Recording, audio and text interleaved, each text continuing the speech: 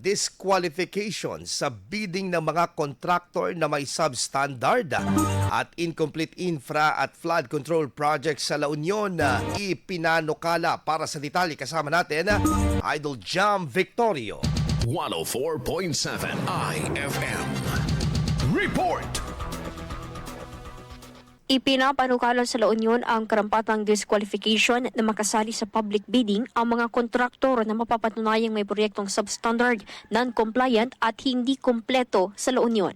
Ang naturang hakbang ay pagpapaigting ng wastong pangaako ng mga contractors sa mga proyekto na pinunduhan mula sa buwis ng taong bayan kasabay ng malawakang investigasyon sa mga anomalyang flood control projects sa bansa. Dagdag pa sa panukala, natiyakin ng Committee on Finance, Budget and Appropriations at Committee on Public Works and Utilities ang tama at responsableng alokasyon ng pondo, partikular sa mga proyektong pang-infrastruktura. Samantala, nilinaw din na ang mga flood control projects na pinunduhan mula sa pondo ng pamalang panlalawigan ang direktang iimbestigahan lamang ng sanggunian at hindi direktang responsable sa mga proyekto na pinangunahan ng national government.